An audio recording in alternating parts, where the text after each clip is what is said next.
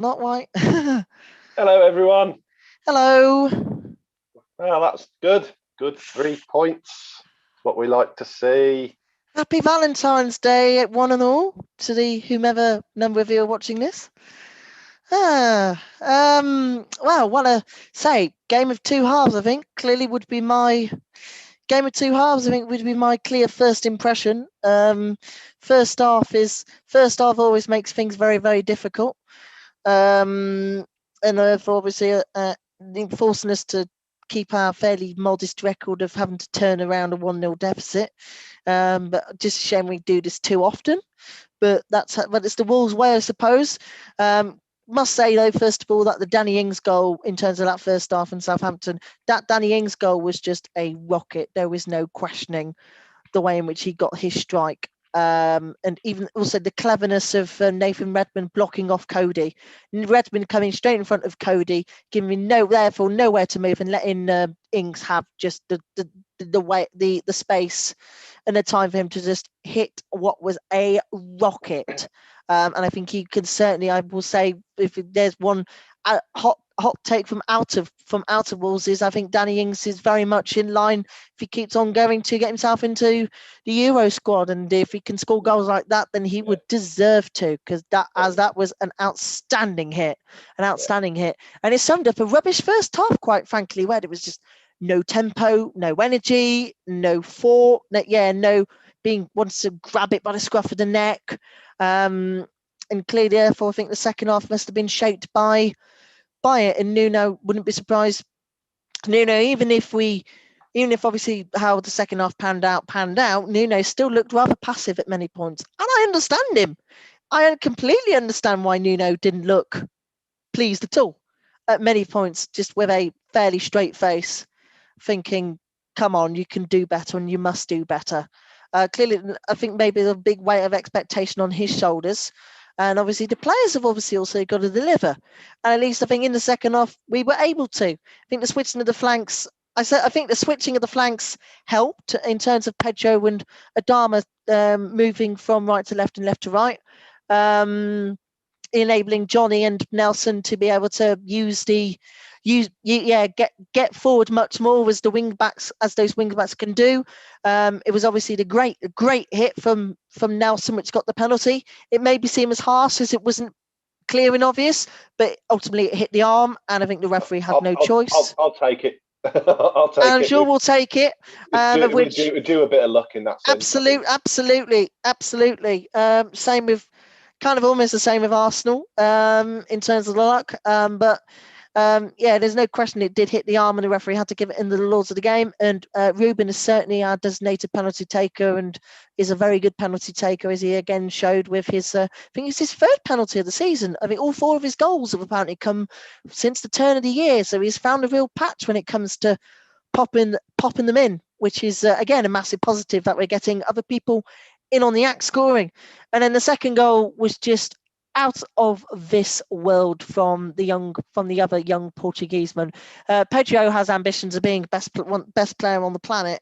Oh, he can certainly cementify, I think, such a claim going forward as that quality and the absolute audacity for him to find this for him to create the space, find the room, and then from such a ridiculous angle stick it into the far corner, giving the keeper no chance, was just sublime. It is a goal of a man, I think, who, as I've mentioned, I think all of us have mentioned many times before, is turning out to be something very, very special. And even if people thought what a random thing to do to buy him for £10 million from Lazio or Napoli or wherever it was back in summer 2019, he is paying his transfer fee back and then some. As if he got quality like that and he's able to use it, then my goodness me, he is only going to go places, and therefore us as a club, providing we can hold on to him, are only going to go places. And as mentioned on the call the other week, I think it was that Noel Gallagher was singing Pedro Neto's praises and be like, "Oi, Pep, get him in." And it's not surprised if some of the top sides are going to sniff around during the summer, knowing of his unbelievable quality. But all in all, massive win. No, only one defeat in our last 5. in the league. Three unbeaten, actually, 7 points out of our last 9, and up into 12, up 2 places as a result of that. And looking upwards rather than downwards, as we're now only 10 points off Liverpool, I know, who seem to be free falling in 4th, with 10 points behind them and 15 points clear of the bottom 3. So don't worry, folks, we are not going in the opposite direction. When put in those terms, it does sound a lot nicer, doesn't it? Absolutely. Being able to look up the table and thinking like it is still very tight, and there were some very interesting teams who are, trying to be up there, but then also who are struggling. Obviously, some of the big boys who could, I think, very much miss out on Europe again. And then obviously some of the lower sides, such as Leicester and West Ham and Everton, very much wanting to get into the upper echelons. And as shown with yesterday, and Leicester beating Liverpool, then anything is possible. Anything is practical. And there is still, I think, 15 games to go, 14 games to go. So who knows? But say, 1 defeat in our last 5 is massive positive as well in that benefit. Well, I mean, full disclosure, I missed the first 30 minutes because I'm an idiot and thought that it was a 2 o'clock kickoff. I'm going to blame my COVID brain due to my illness.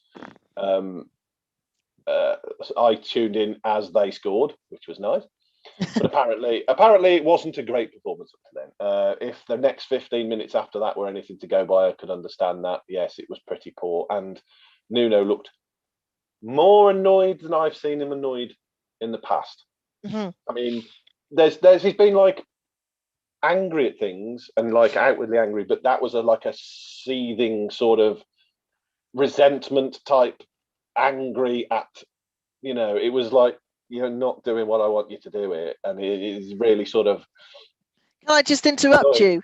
I just interrupt you from that, because Wolves' social feeds have put out this with a picture of everybody celebrating with Pedro after the goal, and I think it might sum up our moods quite nicely. But we might they said, and I quote, "We might frustrate you from time to time, and we might make you a little angry every now and then, but you still love us all of the same. Happy Valentine's Day." No. If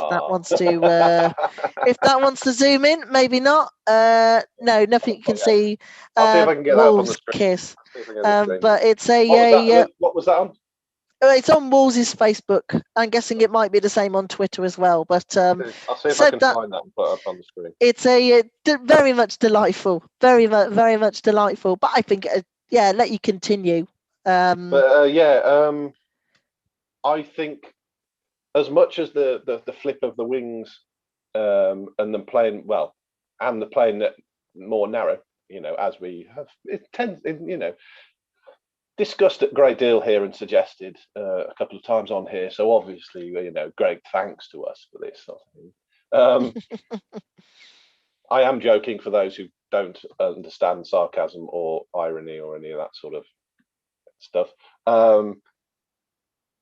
I think they got an absolute bollocking, and a total bollocking, and told to go out there and want to win it, because they looked completely different when and before. The commentary was saying that the penalty was the turning point.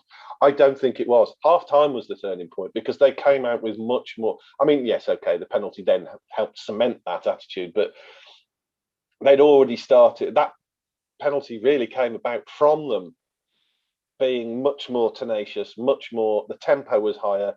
They wanted to win the ball back. They wanted to be the first to the ball. That more than anything for me was the biggest difference in the second half. I don't think the passing quality was all that much better. Not really, but it didn't matter, because then if it wasn't quite on the ball or anything like that, they actually then chased it down and wanted to win it back. And I'll be honest, I think that's what most of us just want to see. Yep. Sometimes games won't go for us. I accept that. I mean, I think even the most negative of fans, some won't, but even some of the most negative fans will accept a defeat if you've seen the team look like they want it and want to win it, not just look like they're playing a practice match. So that's the thing that I think was missing. I think possibly the sort of spark that we were on about that was missing, the desire I don't want to say desire because that sounds like they're not trying. It's not they're not trying, but it just there wasn't the tenacity. I'm not going to say desire, but tenacity wasn't there. So and I can understand that doesn't come from having a crowd. We're not having a crowd there. A crowd will help you get that, but also a crowd, if frustrated, will get on your back. So, but either way, you got something there to feed off. But there's nothing to feed off. So, whatever that happened at that half time, if it was a full-on bollocking for some of them and a few home truths being told, it was enough to get them going and fired up. It really was a massive difference for me from the 15 minutes I saw of the first half. Absolutely. And I'm assuming that the rest of the pre-goal bit was pretty much the same. That being the pre Ings's rocket. Yes, it firmly was. I think we did actually move forward a little bit actually in that first half as well, though. Probably a bit more than we often do, but still on the whole it was pretty poor, and Southampton were on top of us. And as I say, the way in which particularly the defence for the first goal was the thing that met the non-existing midfield in that first half, and then the defence for the goal made me absolutely livid, particularly in which even if Nathan Redmond so cleverly came in front of Cody and let Ings have all that space to fire it, Ings was there was no Wolves man in and around Danny Ings from probably around a good 5 yards, and that alone is surely unacceptable. Where's that wall-to-wall defending we need? And again, that's why, and as rightfully, the club will hopefully be targeting a new, big, pacey, bulky centre-back in the summer. As I think, if we're in situations like that, we need someone to stick their leg out, go for it. Because obviously, yes, it was a great goal for Mings, for him absolutely lashing it into the top corner the way he did. It was a tremendous strike. But still, there was no one near him when it came to it. And that was the thing that made me most, made me want to grab my hair out, quite frankly. I know I need a haircut again, but still. I don't want to be pulling my hairs out when our defence is not doing the job it should. Richard, hello from Nottingham. Hello, Rich. Hi. How are we then? I'm all right. David has COVID, but he's dragging along. I'm sweating a bit, as you can see, probably. But I remember you saying on was it Thursday? So well, hopefully you'll get better. Hopefully you can't come down mics and telephone lines. So. Well. Yeah. But nice to see a win though. So. Yeah, well, I mean, I gather from what Kashmir was saying that the issues, there are still issues, but it's about 3 points, isn't it? It'll be about the next points until we're mathematically safe, and then we can look at the season and experiment to our heart's content. I was speaking to somebody who he doesn't post much on the mix, but he's certainly a lurker, and he has in the past done a lot. And he was making the point that one thing which I think is worth making is they came out a different team in the second half, so that implies that at least Nuno has had a chat. And for one, that's a positive in the sense that Nuno clearly cares from his reaction at the end of the game and from what he said at half time. So definite positives in that kind of what's the phrase sphere. I think there are positives and negatives. I thought without a moment of brilliance we weren't going to score. Again, the counterpoint was put to me, well, we would have kept on pushing to get the winner, but because we tend to sit back once we've scored.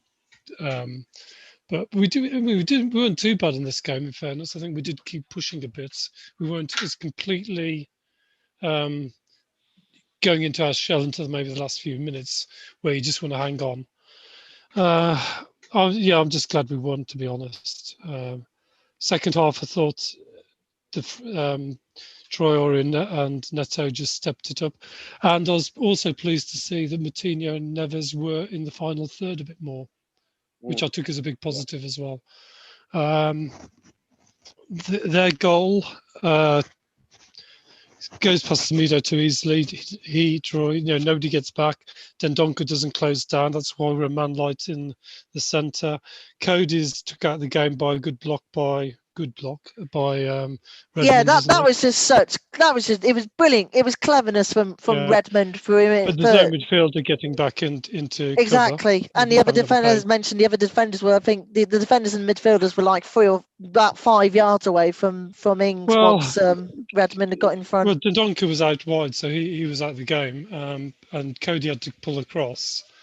So, and because Dendoncker doesn't close down, who was Armstrong? Looks up, knows exactly where he's going to put it, and then just gets half a yard. You know, he needs to be closer, just to make that harder to do, just to make him think, okay, I can't look up and have a good look. So a bit of a defensive error, but it happens. You know, that's football. They had other chances as well, and Patricio did very well. So we'll take the positives, and we know the negatives are the same as they've always been. I don't think there's something, the team just seems to be lacking that. Why can't they play for 90 minutes? Are they physically incapable of it? I don't know. Of course not. Well, I think one or two might be, but I don't know. It's like we've said before. I think it's not. I don't think it's that they can't do it. I think that it's that risk-averse nature that they don't want to play like just in case. And that second half, I personally, I think the biggest thing was they got an absolute bollocking at half time, and were sent out and told, go and work on this. You're only going to win this, but if you want to win this and actually be more aggressive, you know, and they were more aggressive. It was clean. No, it really you was. You could see Southampton crumbling defensively, couldn't you? Yeah. So give them, you know, every second ball they want, you know, any second ball we will win in that second half. And as I said, I missed the first 30 minutes due to stupidness. You thought it was 12:30 kickoff? No, I thought it was a 2:00 kickoff, and I happened to be checking my fantasy football team and went, "Hey," and then went, "Oh," and then put it on. So I'm going to blame that on the disease. So disease and general stupidity. But from those 15 minutes that I saw of the first half, and then all of the second half, it was massive difference. They were the bit I saw of the first half. Excuse me. I genuinely thought that it was much the same as what we saw in the cup tie and stuff like that. Second half, it looked more like the old team. It did much more like the old team, where they would try and close down, where they'd be quick to close down a player in possession. They'd be quick to look to get the second ball. They'd look to intercept things, which they just don't seem to be doing. It all seems very practice matchy at times. And I was saying to Cash before he came on, Rich, you know, maybe that is the where they're missing the crowd. Not, you know, a crowd will still get, if they're playing badly, a crowd will get on the back, but not having a crowd there at all, they've got nothing. You know, if it's supporting them and cheering them on, you can use that. If they're booing or groaning, you can still use that. You can react. To react. Exactly. But if you've got nothing there, it just feels like another training. You know, deep down mentally somewhere, it probably just feels like another training game. Yeah. On the training ground, so it's not quite so. So having that rollicking at halftime, I'm assuming there was a rollicking, but there must have been, because he did not look a happy man. There was some proper fire going on in his mind at that point before we went in for the halftime. So I think that, and that's what we want to see. And I said before, I just said as well to Cash that I think even the most negative fans, if you see the team going out with that sort of fire and wanting to win the ball and winning the second balls and stuff like that, you're more likely to accept a defeat. Yes, definitely. Not entirely. You'll accept the defeat. You won't want the defeat, but you'll accept it. You'll go, okay, fair enough. Because you know that if you're fighting like that, you've got a chance the next game. Whereas if you are not fighting for anything, you think we're going to lose the next game. Yeah. And as a team, we've got. I think I've said a lot of times. I thought we've been the better team, and we've lost or we've drawn, and that doesn't sit right at all. Being the better team and not getting the result consistently, then there's something wrong, and you want that to change.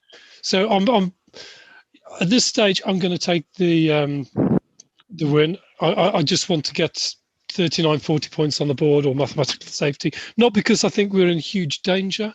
I just think it takes pressure off the team. And then I think we might see more positives, and more positives might be we lose games, but you can see how we're going to try and change. Yeah, I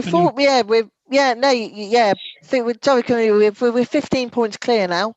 Even if the Albion are currently beating Manchester United somehow 1-0, but we're still 15 points clear of the trapdoor. I still think that the bottom three are going to probably be the bottom three.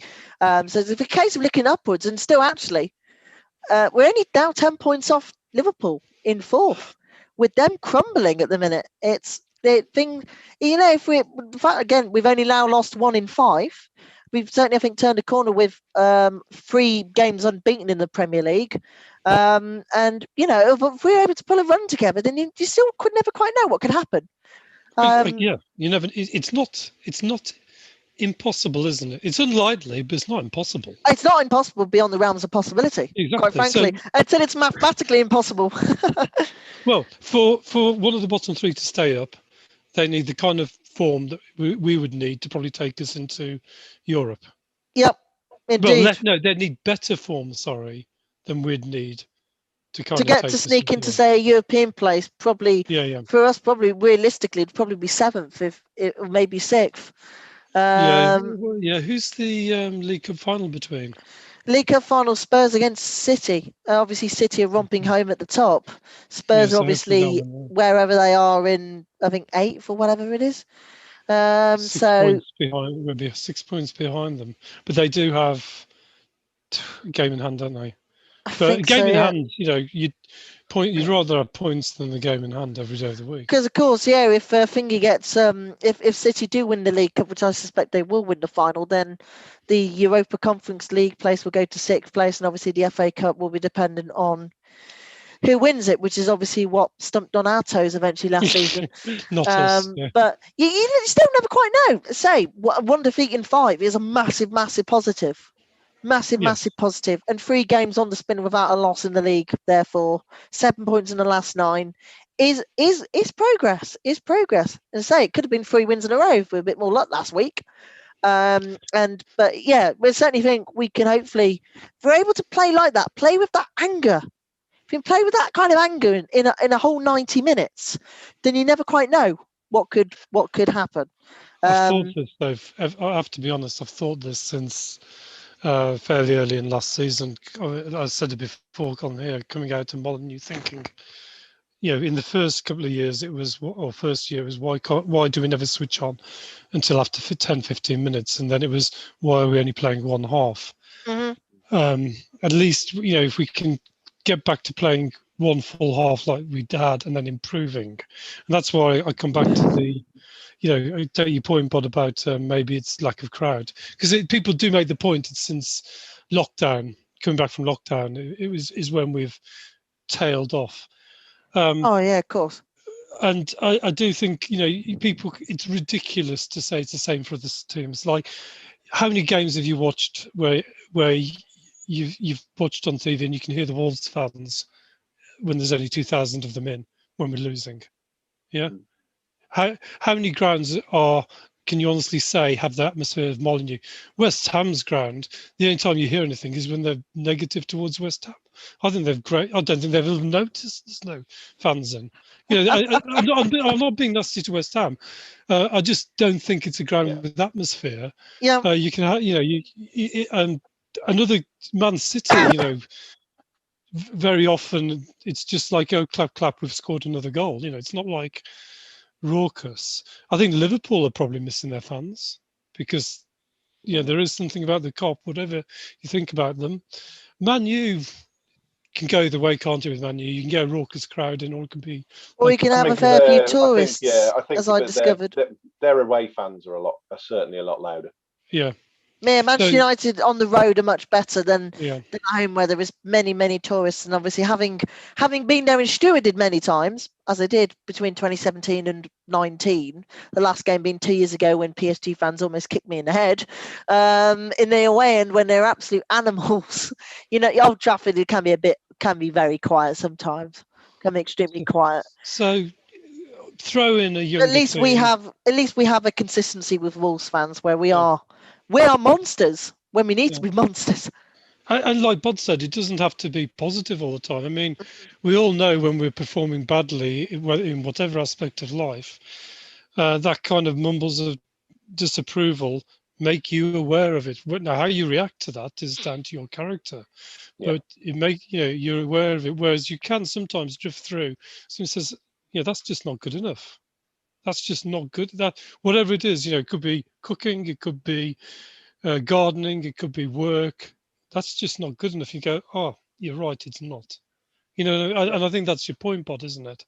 That Yeah, I mean, you can feed off it. If you, like you say, sometimes you might think you've been going along thinking you're doing really well, and then someone just checks back and reminds you you're not quite what you were. You've just gone off the rails a bit, and you go, oh, no, okay.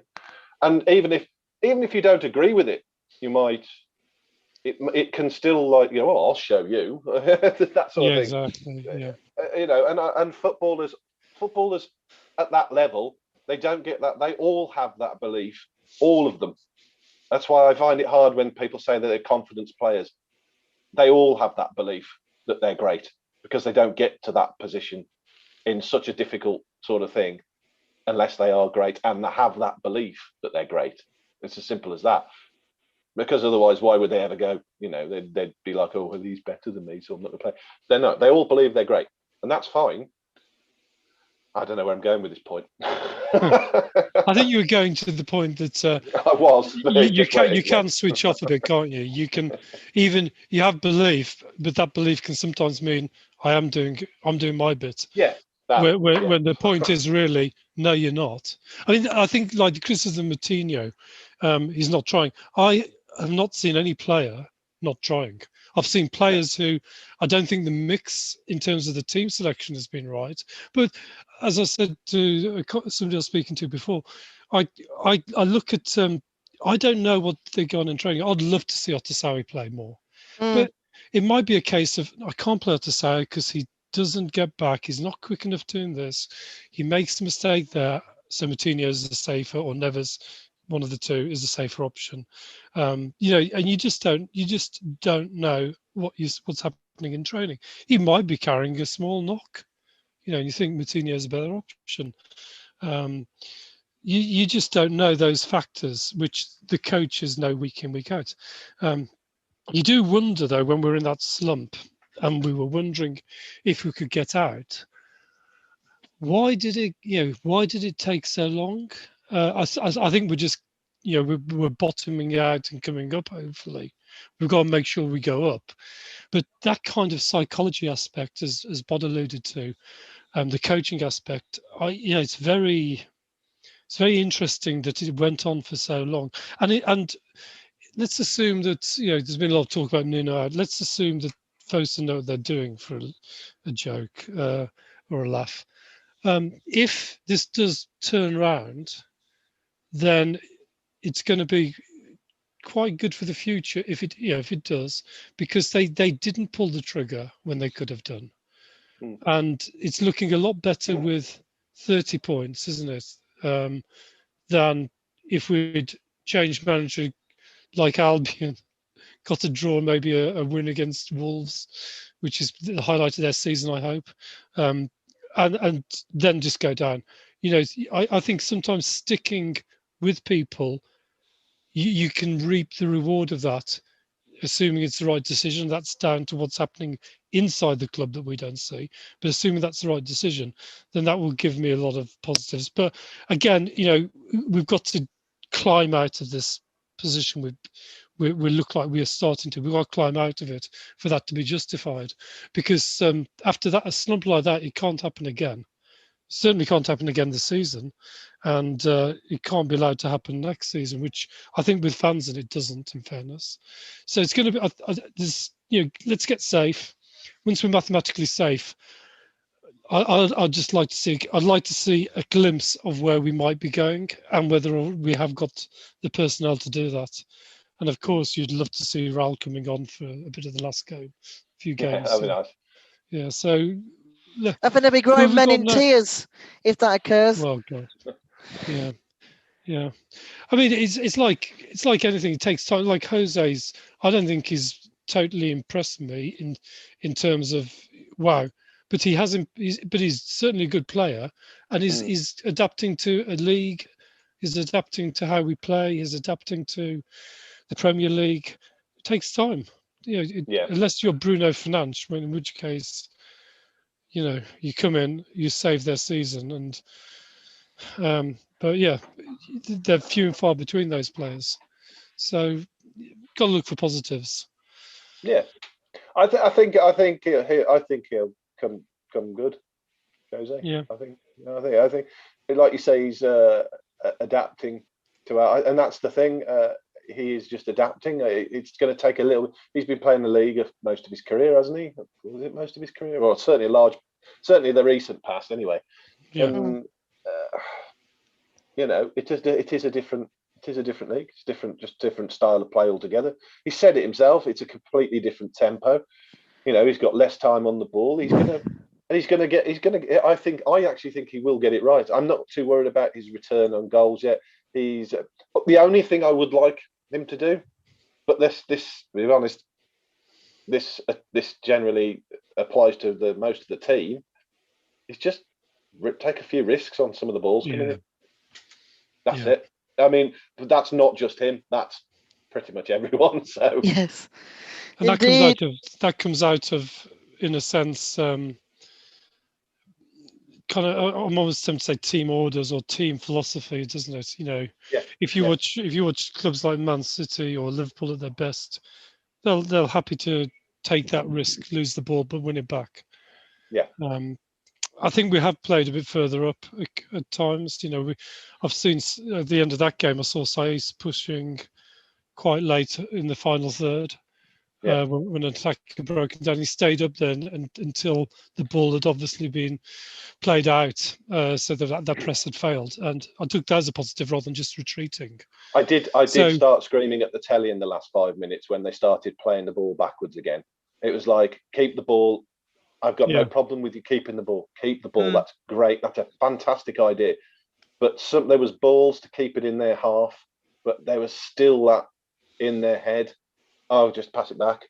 And then one went all the way back to Patricio, and the kick from Patricio was then blocked. And I'm like, that's why you don't keep doing it. You're caught by that so many times.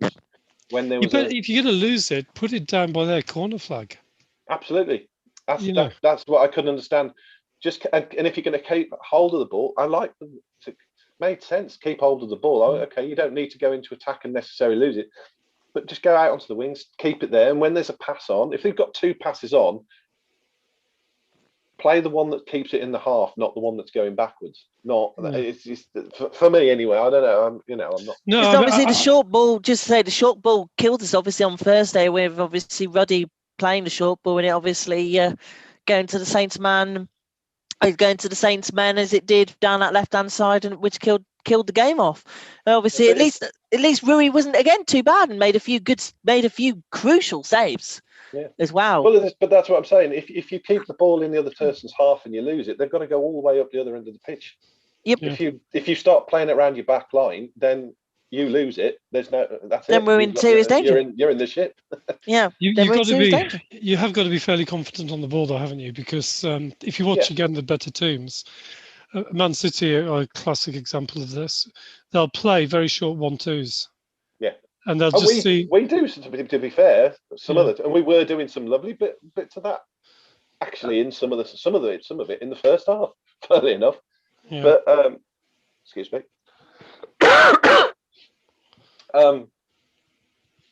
Yeah, and that's that. Yeah, I've lost my train of thought again. It's that COVID. My brain's all over the place. I'm gonna just sit back and just press the buttons from now on, I think. Fair enough. So with that, on to man of the match. Off you go. I think it has to be Neto all day long for the just audacity and him just wanting to take on that strike. And as mentioned before you came on, Richard, I think Pedro is going to be... Pedro will have people sniffing around for him in the summer.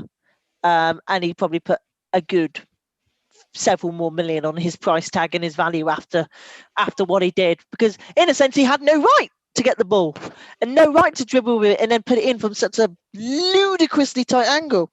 But he was able to make that space and he's able to use it just so effectively. And I think generally in the second half anyway, him and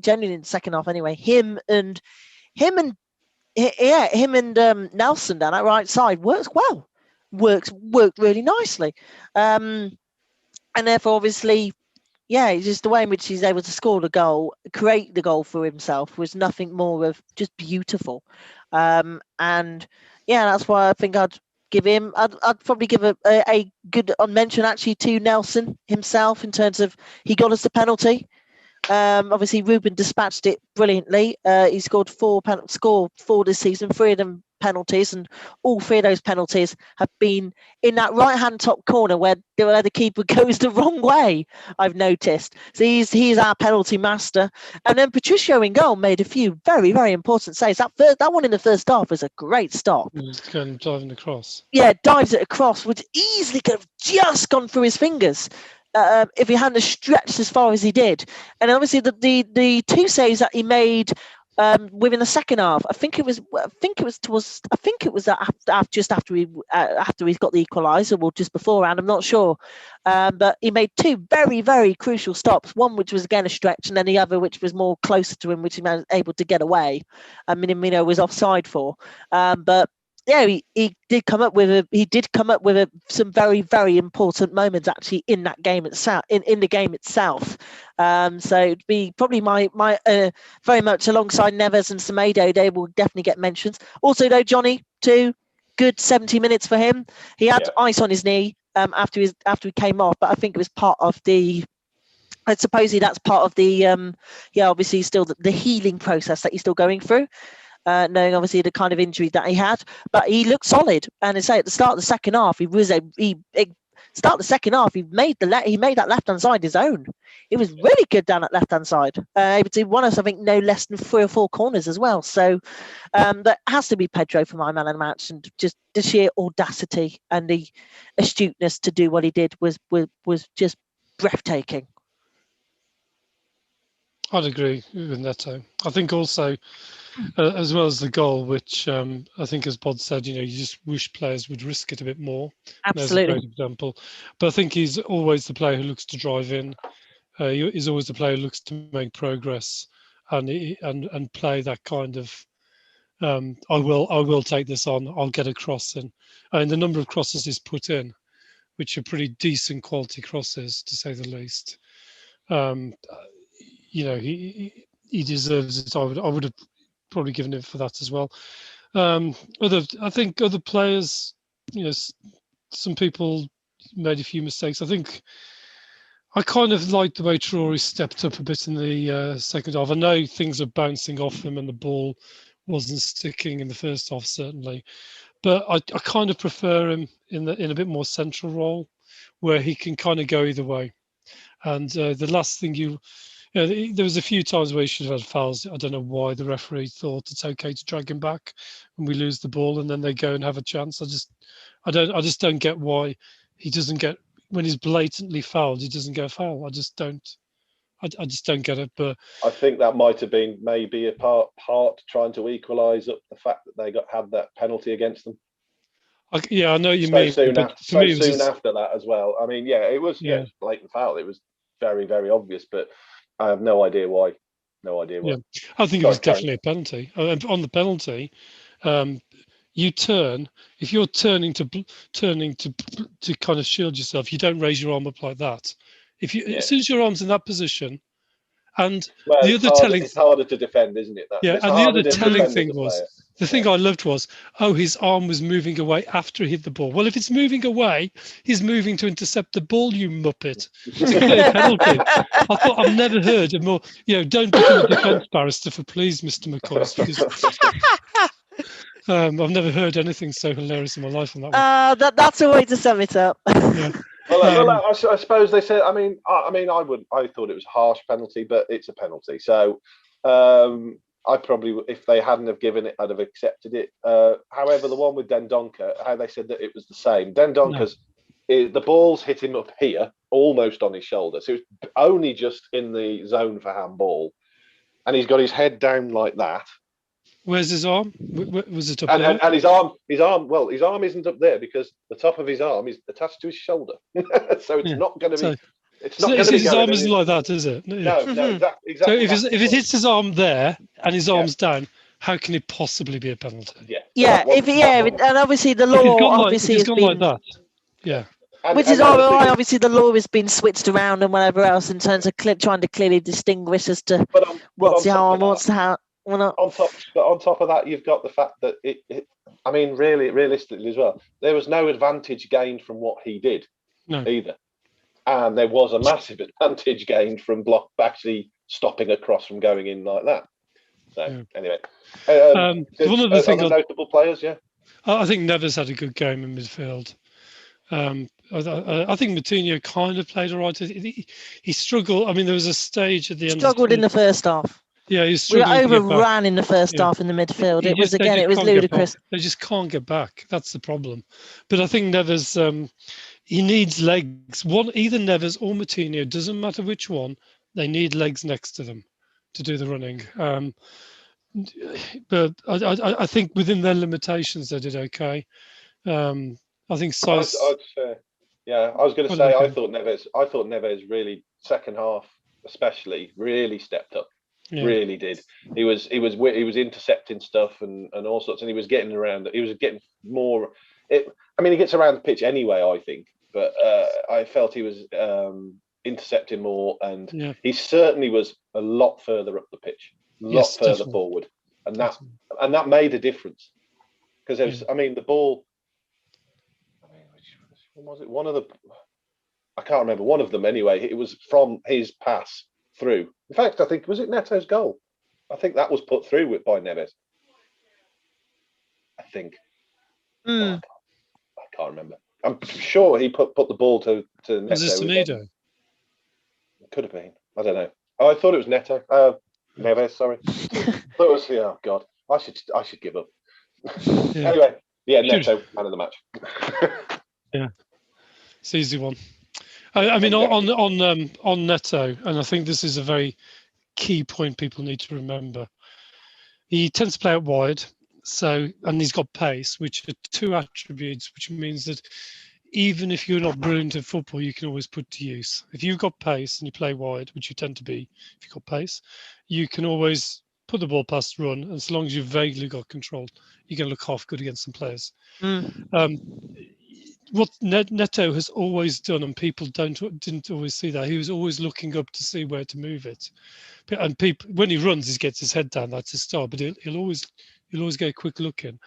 He's clearly, and he also, the other thing Neto does, which he does a lot better than Traore, is defensively he gets back into shape better, and he's more active in pressing and looking to press. His positional play is a bit better there. Doesn't always get back as fast as maybe defence would want him to, but he does tend to do that.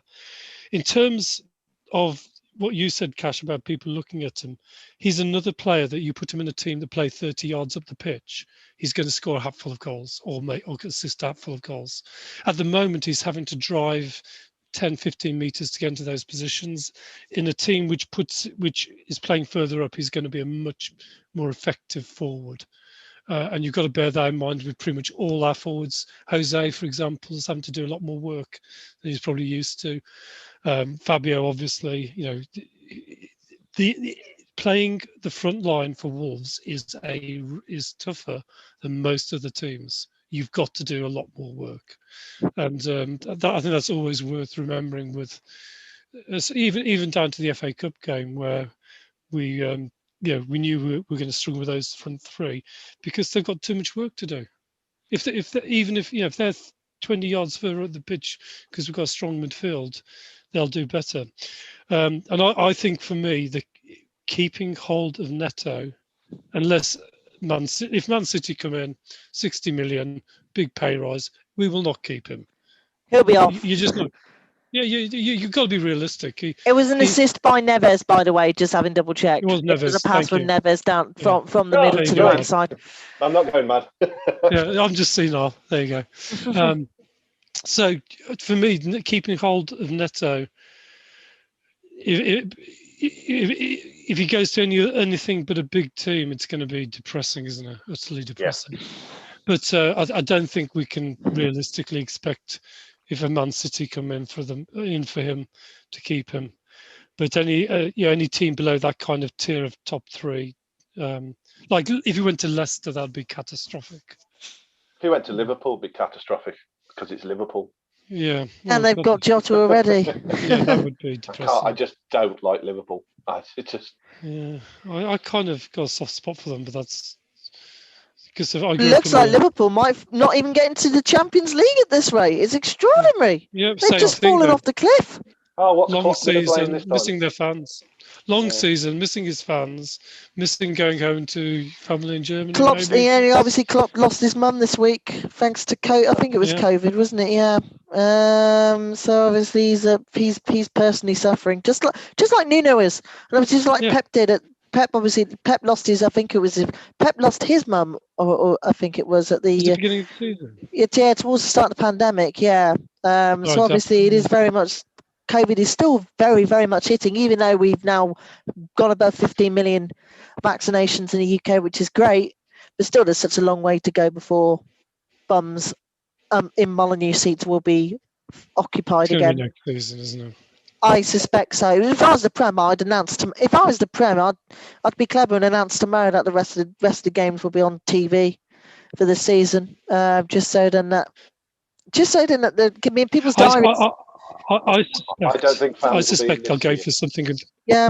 I think there might be for the FA Cup final as a kind of feel-good one-off game. Let's risk it. Well, let's also realise as well the FA Cup is for FA cronies anyway. So it'll be virtually no fans, and all the cronies will be in there. So yes, it'll be those with the seats and they can pay whatever else. Probably yes. that will be the one that will be happening. Yeah.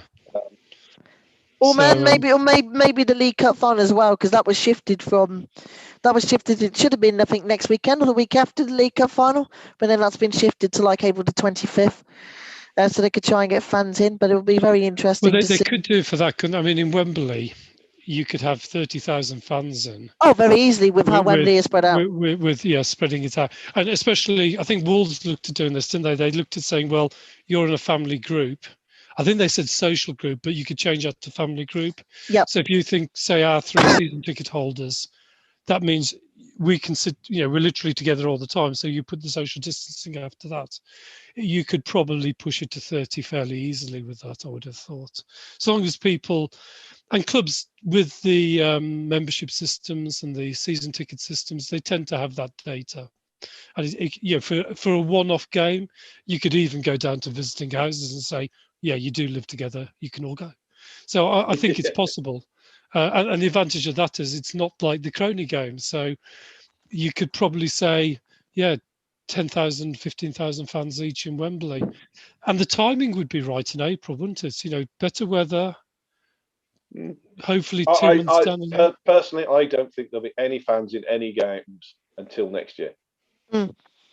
Early until next season. I think spring next year, probably. Spring 22. Spring next year. No, I'm going to kill myself. I don't think there'll be any. Spring 22. Wow. I think it'll be one of the last. In which case, the vaccine's failed. The vaccine has failed. It's a waste of time. That's true, that's a good point. In which case, if that's the case, then what you're effectively saying is, we've got to live with this now. We're wasting our time now. You might as well start going back now, because I don't necessarily agree with it. That's where I think. Well, I will be marching at that point. It's going to be interesting, and I'll be in the and pubs. it would be very, very interesting. And knowing that actually supposedly the government could get a vaccine boost in terms of when the local elections come out in less than 3 months, it will be I think, very interesting to see if these supposed plans strike people's hearts. well, I'll be honest. I could revise that to the point that if everybody is vaccinated by September, then the start of the next season would be realistic. You're right, Richard. If everybody has been vaccinated by September, then and you can't go back to doing events like that, then what is the point? Yeah. Well, let's be quite honest. It's not even everybody. No. I know. Yeah, I know. Yeah, you know the argument. I mean, absolutely. If this disease was serious, and I don't mean it's not serious in the sense of it's killing people, but flu kills people, meningitis kills people, lots of diseases kill. But what I mean by serious is the pandemic of 19, 20, 21, and I mean the Black Death. The Spanish flus. The Spanish plague. Of the population of the world died. That's a serious disease. Something that kills 0.5% or less current thinking is not that serious on a global scale. And if you cannot live with something like that, then there's something seriously wrong with human society, because we've faced that in the past and we're still here. Let's not kid ourselves. So, no, I think once you're past vulnerable groups, if we can't cope with that, we've got bigger problems than COVID. A lot bigger problems. 10% of the economy going. 10%. That's going to kill vastly more people than COVID. Guarantee you. Well, that's the thing. I'm sitting here with it, and I'm not. I don't think I think once you've got, like you say, once all the vulnerable people are passed, then it should be open. Where are we? But they've got to have their second shot, though, which is the thing we haven't factored in. Yeah. That's the crucialness, I think, in terms of actually wanting it to work and getting. May. Yeah. So we've got to be realistic about that one. And I think realistically, I would expect next season, maybe September, maybe starting to drip them in. Yeah, I mean, I'm going on because, I mean, realistically, in my mind, it should be September. Yeah. I also know how everyone can go off on in this country, and mainly the Western world, can go off on an absolute panic about something, and then in a big flap about it, and then it'll get pushed back. So well, wait until. I think the other thing is there comes a time when let's forget football. You've got to say the furlough scheme ends. We can't just go away urinating this much money up against the wall. So you're going to have to go back to work. Indeed. And we're going to have to try and save some hospitality jobs. That means brewery jobs. That means some distribution jobs. And we're going to have to try and make a bit of money because, yes, we can print money while inflation's low. We can just keep on printing it because there's no real impact. It doesn't really cost anything. But if the economy continues to stagnate, that means there's less tax money. And then we haven't saved the NHS because we can't afford to. So there comes a point when we've got to get back to work. And if we're getting back to work, then the argument for not going to the pub and restaurants gets harder. And I suspect, as I think I kind of join this bit of the conversation to a close before we probably get shoved onto the political forum on the mix. Yeah, we should. Yeah. my finger's on the button.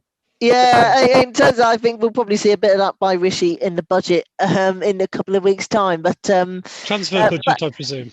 I wonder. That would be nice having that amount in terms of transfers. Or the UEFA would be probably slapping us on the wrist. No, that's Man City, though, isn't it?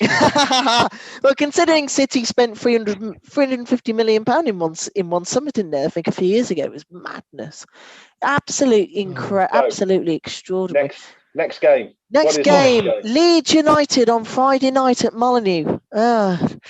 Dirty bleeping Leeds, as some people would say. I don't even say that about them now. Well, are they the team who have conceded most from set plays? I think they might have been the team which has conceded most full stop. I think. I don't know. That's it. Play safe up front. Yeah, I was thinking that. Well, we know how they're going to play. Look at the table. we know they're going to play. They're a high energy team. Yeah. So we're not going to match them for that, are we? They've scored 38, conceded 38. So they've been involved in 76 goals in their first 22 games. If I think ever there was These are a game, fireworks. if ever there was a game for us to contain for the first half, this is the one. Counter, yeah. If this doesn't say countering, the rest of the season, I don't want to see it. But against a team that plays like that, this is the game. Make them run around like headless chickens. Chickens, tire themselves out, and then take them apart in the second half. It's the only time that I could go. Yeah, I get that. That doesn't mean slow tempo. No, you've still got to zip the ball around. Just make them work. Make them work. Because you've got to make them run. Then we can absolutely knacker them. We can then absolutely knacker them and pile on the pressure in the second 45. Obviously the way in which we were able to win against Leeds back in October, I think it was. Showing that Sice's goal was that night, because that was an absolute perler. Good old VAR and offside and whatever else. But it was a very decent win ultimately. It's probably likely on the road. That. He's not, is he? No, it's not. Leeds are not an easy side to play, as you have shown. To still remember watching their very first game of the season against Liverpool.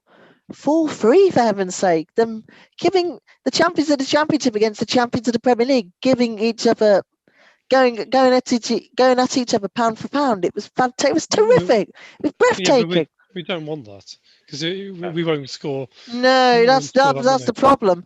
That's the problem. But when they are bad. But when Leeds are bad, they're bad. And when we're good, when we're decent, as we were in the second half, and when we can produce moments as Pedro did, then we can very much get 3 points. It's tough one. It's a tough one to really predict, though. Having said all that, I think it'd be a low-scoring game. Personally. It's a really tough one to predict. If it's not low scoring, we've lost. I can tell you that. When Leeds get space and Leeds able to score, they can score. Yeah, but we're not going to give them space. This is like Bod said. We kind of defend and break on the counter. So that's Neto, Traore, whoever's fastest out of Silva and Jose. Jose probably because he's more likely to. You're going to say shoot whenever you can. I'll go for a 2-0. I think we're going to beat them 2-0. It's going to be stressful. Leeds are going to have a few hitting the crossbars. Going to be a few blocks in. This is one of those games where Cody throws his body in front of everything. You'll be picking Saïs up off the floor at the end if he's still on the pitch. Bielsa will be kicking his wicket because they've had a lot of domination, but they just haven't been able to get through us. Yeah, one in each half for me. Yeah, 2-0, 2-0, and we score in both half on a break. A break away, and one of them, and a set piece from a break away. Yeah. I will go with a 2-1 because Leeds usually score and we usually concede first. Then obviously the number of times you have to come from behind. But I think it'll be a more comfortable game. Knowing that when Leeds do go behind, it is a bit of a struggle for them to come back, and we actually obviously have that knack of comeback as we have shown against Chelsea, Arsenal, and now today against Southampton. And Neto will probably get another to get really cement his streak. Not sure who else will score. Maybe Jose will get in on the act finally. I think he will need to. No, there'll be a bit of pressure begin to pull on his shoulders, knowing he's probably fifth or sixth game for us. So obviously, he does need to find a back of the net sooner. I think Jose. So if we can able to put one in, then it'll hopefully help him massively. But it'll be interesting to see how it pans out. But if we can just get another win on the board, we'll be on 33 points, and then we'll be edging slowly towards those on say 36, 37, 38. And I think you meant Europe, didn't you there, Cash? Well, we can dream. We have 14 games left to play. We've got 14 games left. So there's 50. There is trying to do my mental maths here. There is I think there'll be 42 points to play for. I think I think there'll be 42 points to play for. 66 got folks into the Champions League last year. That's how Chelsea snuck in the end. I think Manchester United snuck in the end with 66 points. So You just never quite know. You never quite know. I'd say Champions League probably a bit too far fetched, but Europa League or Europa Conference League. Well, you set your sights, don't you, on what you want to achieve, and if you don't achieve them, at least you've tried for it. Whereas Exactly. I suppose, I mean, I'm being I suppose in negative this saying second half, go yeah, for it. in this point of the season, we've only lost one in our last 5. We're unbeaten in our last 3. We're obviously 15 points clear of the bottom 3, so we shouldn't be in any sort of danger. We're looking upwards. And knowing that, say, when we beat Arsenal, we were 6th. So anything could happen in the Premier League. Anything could happen, except no doubt winning it, which City are going to win it. I think going to probably romp home fairly easily in the end. But the race for Europe is very, very interesting because Leicester are 7 points clear now of 5th place, and West Ham and Everton are knocking at the door of the top 5 and 6. So I think there's definitely bound to be a couple of big surprises. I think you're right. I think you'd expect there to be changes, wouldn't you, at the top? I certainly think Leicester and Everton at least will get into Europe this season. That'd be my hot take. And that maybe West Ham will sneak in, and therefore 3 of the big 6 will miss out. And if that occurs, then that will be massive. It'll be massive for the Premier League. You know, I'd love it if there wasn't a London club in Europe. I'd love it. I'd absolutely love it. Yes, indeed. And on that bombshell. Thanks, guys. Well, I'm just going to share the screen from the Wolves Twitter feed, which or the Facebook thing, as you said, yeah. Yeah, which you're on about a bit earlier. If I can, and I put on the forum, and it's gone down rather well. I was going to share the screen, but the computer's just said no. Joys. No. You wouldn't think I work in this industry, would you? But the thing, Richard, I obviously mentioned it before you came on, so I'll mention it here as I screenshotted it. But Wolves posted on their socials earlier, and it obviously, particularly on Facebook, has got everybody a bit laughing, but raised a small smile, which is that and I quote, "We might frustrate you from time to time, and we might make you a little angry every now and then, but you still love us all the same. Happy Valentine's Day. Gold heart, Wolves kiss."